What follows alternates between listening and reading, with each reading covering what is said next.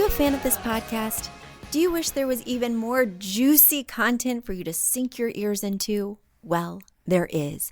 You can become a premium member of this podcast for $5.99 a month and get full access to an archive of over 50 bonus episodes. Additionally, we release a bonus episode every single month. That's a ton of extra content, including my personal interior design diaries, extra tips, my talking about trends, and so much more. Additionally, you'll be keeping us on the airwaves each and every week because your premium membership money goes directly back to making this podcast amazing. Check us out at affordableinteriordesign.com. Click on podcast to learn more and to become a premium member today.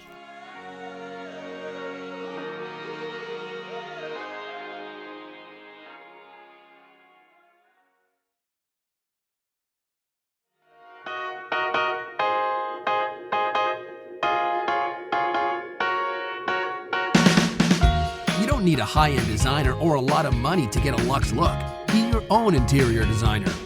This is Affordable Interior Design, the podcast. Here's your host, Betsy Helmuth. I am just loving that it is spring.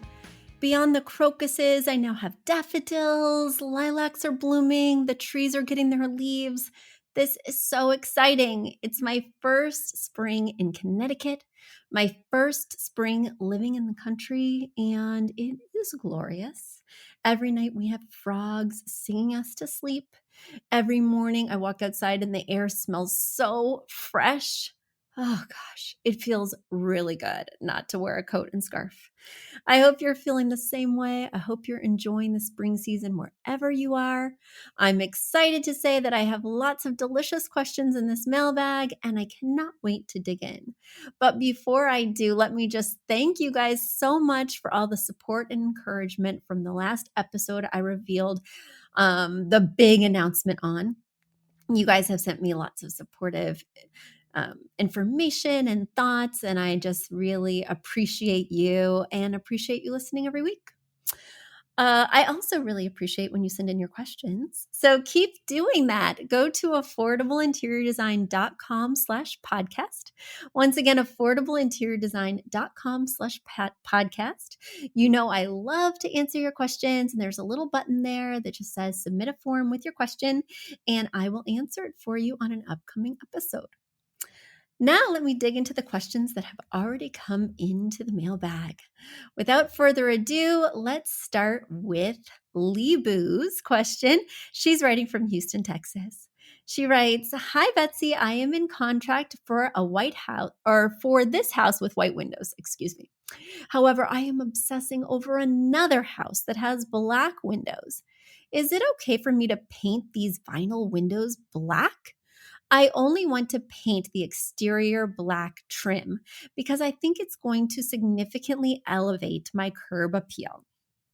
Well, Libu, thank you so much for sending pictures. They really help to illustrate not only the current state of your house, but also that aspirational look you're going for. So your current home is like an off-white stucco that has some kind of rectilinear stone detailing in the front. It's overall cream, but it has like a black-brown sort of roof, a black-brown front door, as well as garage door. And right now, as you mentioned, the windows are trimmed in a white vinyl. The picture you sent me is a very similar home stylistically. Truly, the only difference in terms of the touch points I just talked about is that these windows are indeed framed in black.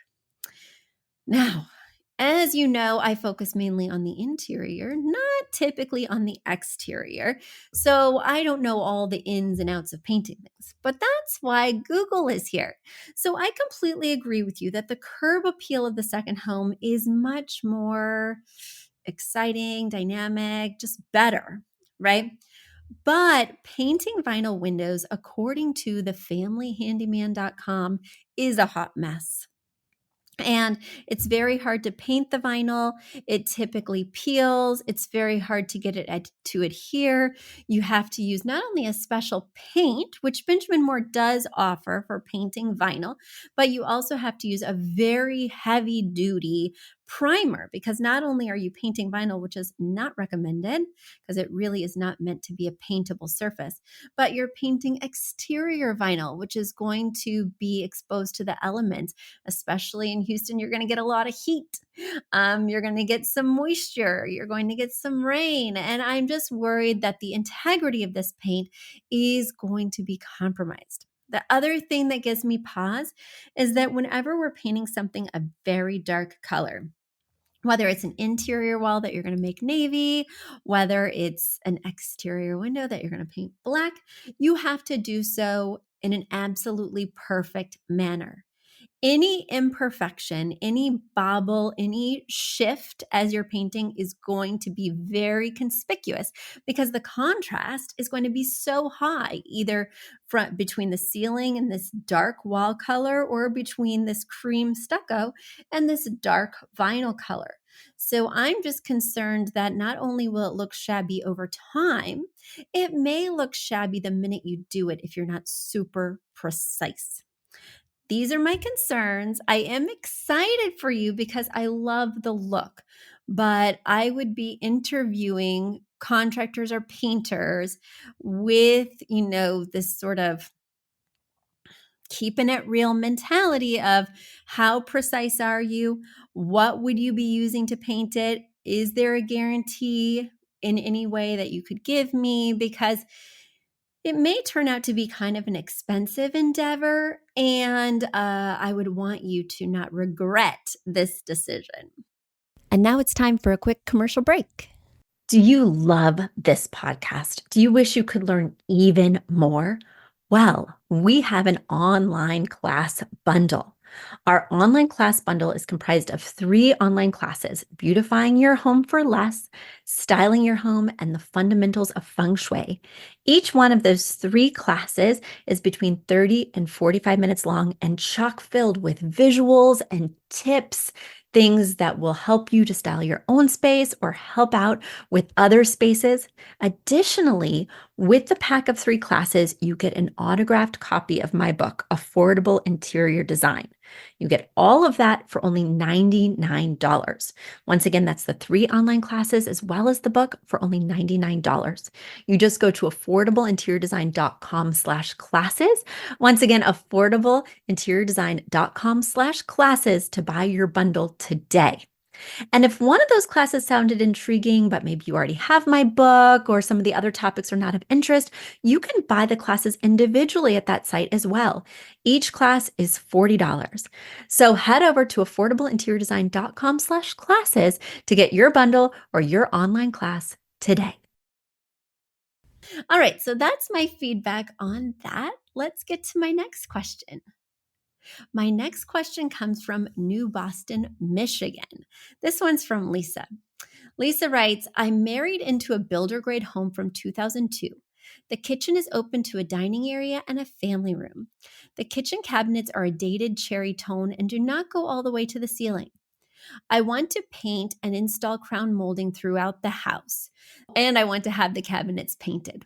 We are also replacing the countertop and installing a backsplash. I cook every day. I have a very hungry household full of active teenage boys and an active husband. I work from home. I spend a lot of time in here, so I don't want to go another year hating my kitchen. I do not have the budget to replace these cabinets, and they really are very sturdy and functional, so replacing them seems like a waste. Here's my question. What do I do with the cabinets and crowns specifically? Should I install a crown on the wall over the cabinets, on top of the cabinets, or on both the wall and the cabinet? How do I transition between the non-cabinet wall where the cabinets start? I've seen people put in like a box that extends the cabinet to the ceiling, which creates this weird dead space. I'd rather not do that, as I have LED lighting on top of the cabinets that really brightens up what can be a dark kitchen. But I'm willing to do that if this is the best option. Please don't judge me too harshly for the clutter. Embarrassment at the current state has prevented me from asking questions before. Lisa, I hate to hear that. First of all, didn't you hear in the last episode? This is a judgment-free zone. It truly is. Second of all, you have like no clutter in your kitchen. Anybody who's watching on YouTube can see that this is a pretty pristine environment. So I just feel bad that you've been feeling bad. Please, guys, don't hesitate to send in your pictures. I have seen it all. I have been in business for 2 decades. Come on now. All right. So, Lisa, you and I have very similar situations in our kitchen. My cabinets do not go all the way to the top. I have crown molding throughout my space, and I have some thoughts and feelings. So let's get into it. First thing is if you're going to have crown molding in the other areas of the room, and this is like an open concept that opens into those areas that also have crown, you need to continue it in here. So that's an easy answer. You've told me that this is an open concept space. You've told me you are installing crown in the other areas. You must install crown here too, or it's going to look really silly that you stopped. Also, I don't tend to prefer boxing in the top of the cabinets. In other words, creating sort of this false soffit that's kind of got empty space behind it and it's just sheetrocking all the way up so that there's not an awkward space between the top of the cabinet and the ceiling. I just think that that looks a little bit awkward too. So you don't want to do that, and I don't think you should do that. So we're not going to box in these cabinets. Now, on the top of my cabinets in my very transitional/traditional kitchen, I do have an additional molding. It's not the same as the crown molding. It's got kind of a dental feature, and dental molding kind of has this, well, it looks like little teeth actually. So this little kind of rectangular up and down that mimics teeth and also has a little bit of crown after the dental detailing. So the thing I like about that, the reason I've pointed that out is because I have 2 types of crown. One type of crown that's very simplistic and goes up to the ceiling and continues throughout the room. And one type of crown that looks a little bit different. It doesn't just mimic the crown that's touching the ceiling, but it adds a little bit more panache to the cabinets. Now, my crown is stained the same wood tone as the cabinet. So it looks really like one piece. It doesn't look like it was added later, and it's just a very clean look. I am worried that you may find over time, depending on the color of the color that you're painting these cabinets, if you're painting them like a white or a light color, because the crown won't be stained the same tone, this deep cherry underneath. I'm worried that over time, with sun and other considerations, you may find that the 2 yellow or change color at different rates. So the crown may not look consistent with the cabinet tone for very long. Now, if you do something that's not white, like a gray or a green, just say, then you're not going to have that problem in the same way. But white does tend to yellow over time, so it's something that was on my mind. And it really depends on the style throughout the space. My home is very antique. It's got a lot of traditional detailing. And so the additional decorative crown on top of the cabinets really feels like it matches the architecture of the space. I'm worried that putting that additional crown in this room, especially if it's quite different stylistically, might read a little bit too antique for your style, even though you haven't shared your style with me. But if your style is modern or contemporary, well, it can't be modern if you're doing crown in this house. Okay. If your style is contemporary, I would not do additional crown on the cabinets. And if your style is transitional or definitely traditional, I would put the crown on top. Look at that, Lisa. You were afraid to write me because I would judge you, and instead you get answers to all your problems. Let me go to my next question. My next question is from Melissa. She's writing from Dubai. Melissa writes, "Hi, Betsy. I enjoy your shows immensely. For 3 years, we've lived in a modern design townhouse built in 2013. I cannot pin down my design style. I know the feeling word is calm, as that is how I feel at home, and calm is the first thing everyone says when they visit. Second, sophisticated as the second comment is your house is so grown up and you have teenagers. Okay, so people are always saying it's sophisticated. Got it. Style word is my issue. 10 years ago, everything was Pottery Barn, but it is just too heavy for me. So the style word is not transitional. I have now replaced and furnished my home from West Elm and Crate and Barrel. But I would not say I'm mid century modern, as I do not like obvious mid century modern and orange wood. I am not modern farmhouse. I am highly allergic to nature, dust, soil, so that vibe doesn't even conjure relaxing feelings for me in my house. I am not minimal as Scandi or as offbeat as boho. My house is being painted Benjamin Moore Simply White. I have warm undertones with brown flooring, off-white accessories, and green pops. My house is filled with faux plants to bring in nature without those allergens, and it's also my green accent. I like clean lines and no carvings and no live edges. Think easy care and no dust hidey holes. I like texture, but it's all washable monthly. My dining room accent wall I change every year to keep my interest. The last rendition was faux marble. I believe my style is modern classic, but that is not a style word. I have attached photos of my open plan dining room and kitchen and my living room, which is overlooked by the dining room. A close up of my living room rug is to show that it is off white, not gray as photographed.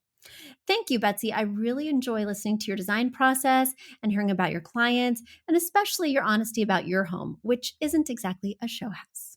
That's right. It's not a show house yet, Melissa, but I am pregnant and I am kind of feeling like it's time to finish this house, especially now that I know that everything is going to need to be kid friendly and all of this.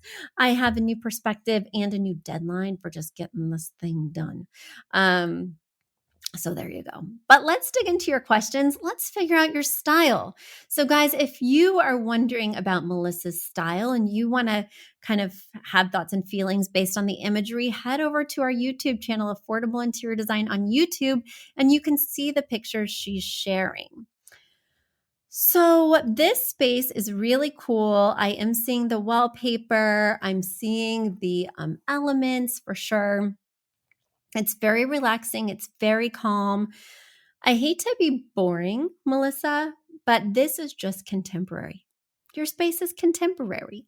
All of these things are things that are of the moment, available now. I agree that this doesn't feel mid century modern. It could feel a little Scandinavian, but it's just very clean, simple lines, a mixture of everything that's in stores right now. You're not referencing any previous time period. You are contemporary. So I hate to make it just that easy because that seems a little bit like a cop out. But when it fits, it fits. And your style is contemporary. All right, everyone. It's been so good to be back with you. I love digging into your questions. Please keep them coming. And I'll be right back with you here next week. Till then, bye. You've asked for it, and we have answered the call. For years, you've been saying, Betsy, you're talking about all these great design concepts, but we can't visualize them. You're describing the picture that the listener sent in of their problem, and we wish we could see that picture too. After all, a picture is worth 1,000 words, and I do my best to describe them, but there's nothing like seeing it for yourself. And that's why Affordable Interior Design, the podcast, now has a YouTube channel. Not only do we have a YouTube channel where you could see recordings and clips of these podcast episodes, we also have an Instagram, a Facebook, and so many other exciting things. You should check it out. Head over to affordableinteriordesign.com/links. Once again, affordableinteriordesign.com/LINKS. Links. And when you go there, you will see links to our YouTube page, our Instagram page, our Facebook page, and more. Please check it out, follow and subscribe so you can see everything I'm talking about.